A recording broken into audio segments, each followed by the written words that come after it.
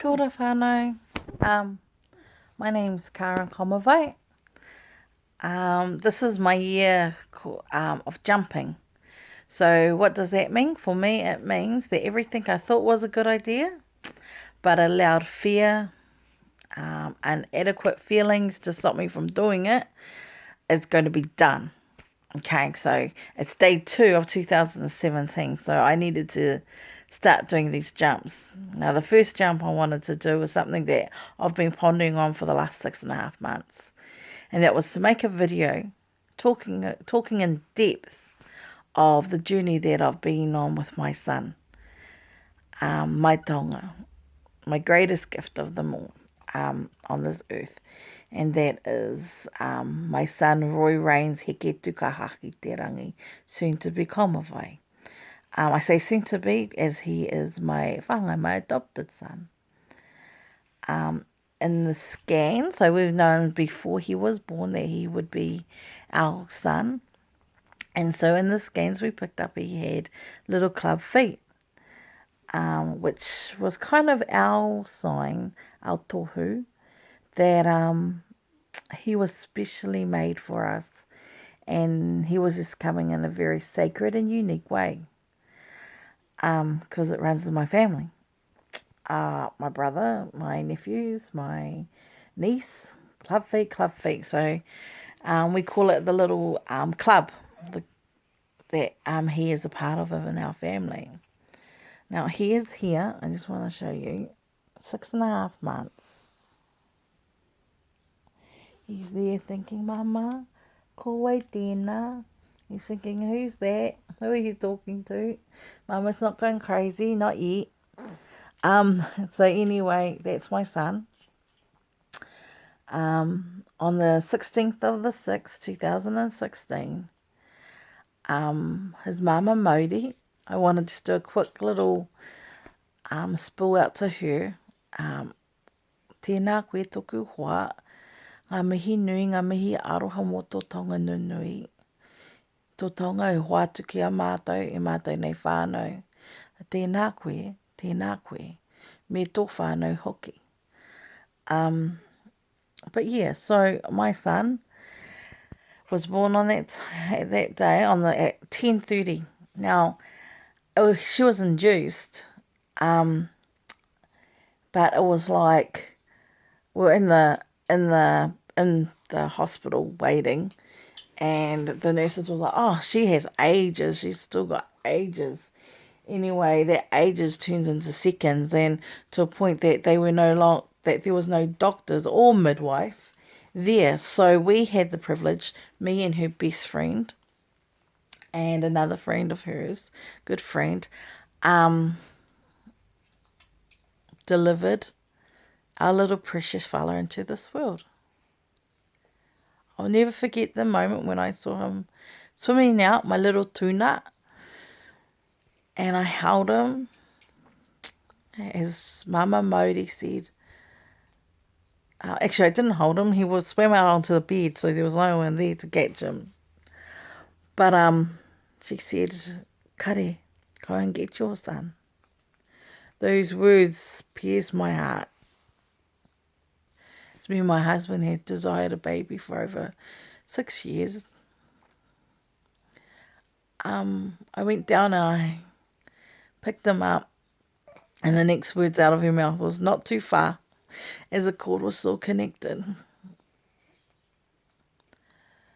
I remember being told that sometimes your wairua meets another wairua, and you never meet them face to face, but instead spirit to spirit. And that's what happened. It was like his little spirit met my spirit. He climbed into me and into my heart, and he is tucked safely. I held him, then he dressed him, we measured him. Everything seemed to be happening so fast that I couldn't quite comprehend what was happening, though I held a little miracle in my hand. His daddy was only minutes after of me holding him that he got to hold him. and they stared into one another's eyes.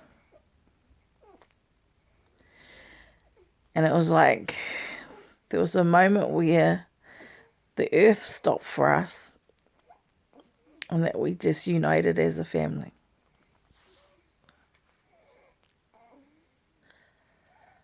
That night, Mama Modi stayed, and we were able to just spend a very sacred time together as two women that loved this little boy very much.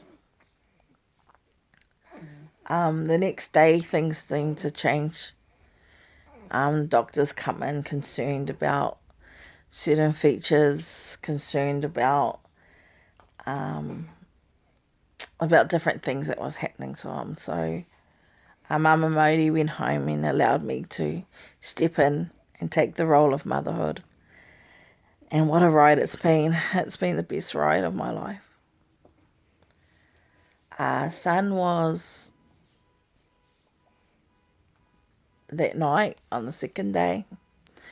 I put him to bed after, as he started to find it hard to eat.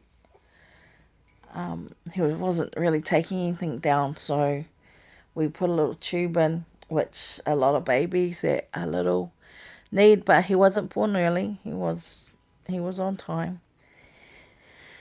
And then that night I heard a change in his breathing.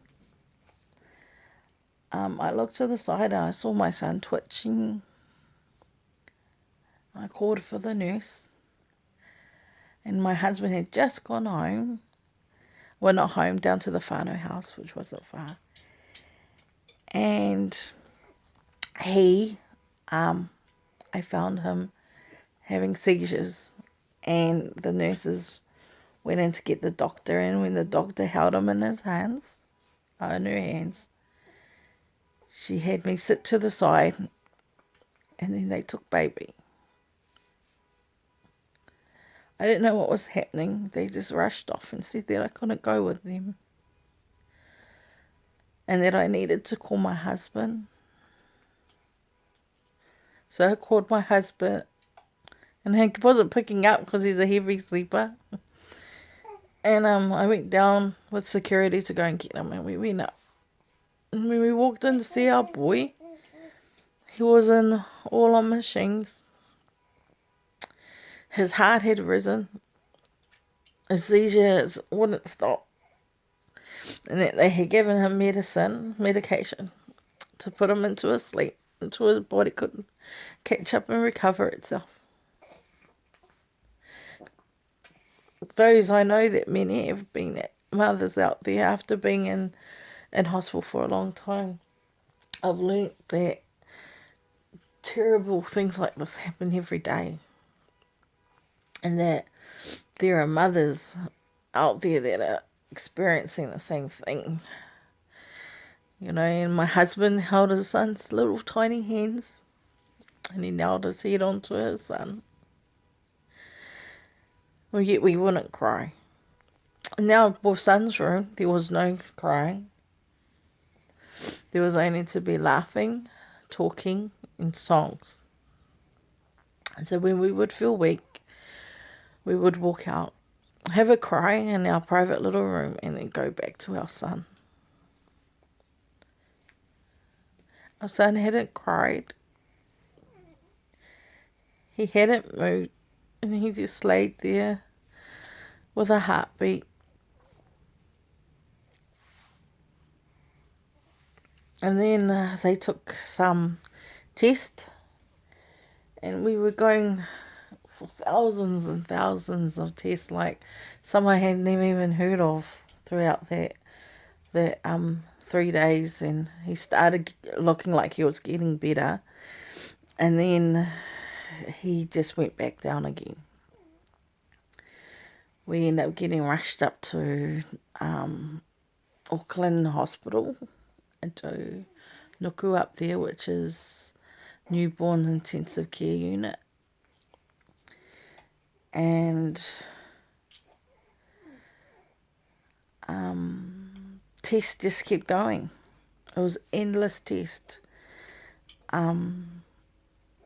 he had MIR, he had ECG, he had bloods, so much that he no longer had entry into his arms, and they couldn't use his legs, that they were taking blood from his head. He had little IV little pods sticking out of his little head. And it was just, he was so tired looking, and he was so drained. It was like there was no more left in him. And then we went out for dinner, and we were called back down saying there was a specialist to see us. And we sat there, and he told us that our son had a very rare condition. Only 250 in the whole world have this condition. And now, after research, it shows that he may be the only one here in New Zealand. But there is 3 Kiwis, but they live otherwhere in the world. He told us that exactly what it was, the chromosome. Instead of having one from the mum, one from the dad, he took one from the mum, one from the dad, and a couple more. Which means, I remember saying to him, which means, and he just said they have no idea. We have to go day by day. They left. They said, I know you got thousands of questions, but don't ask them. Just let Roy grow.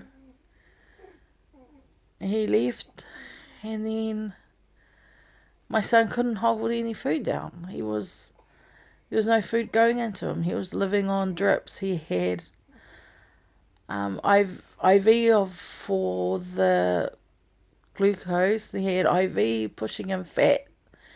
He had IVs for fluids. He had IVs for medicine. It was everything we put down his throat. It would just come up. There was this, and I remember pleading with Genesis team, the specialists, just tell me, just please, just tell me something.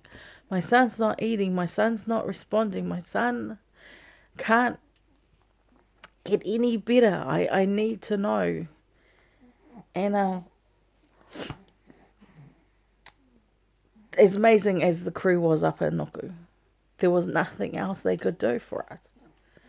So they sent us to Middlemore, because the best thing they could do was get us in with the team we'll be working with for the rest of his life or whatnot. And so we went to Middlemore, and it was the same. Couldn't hold anything down. He wasn't moving much. He wasn't responding much. He was just eyes were open, but it was, just no real response. Got to the 4th day, and I just couldn't do it anymore. I said to my husband, I need my baby home. And I forgot to say that when we left Tauranga, the doctors there pretty much told me I was taking home an empty shell. And that would be only for a short time. And I remember not accepting that. And that's why I kept going into, when we went to Nuku, we just kept trying. And then I got so tired up in Middlemore, kids first, and I just said to my husband, I want to take him home. He needs to just be home.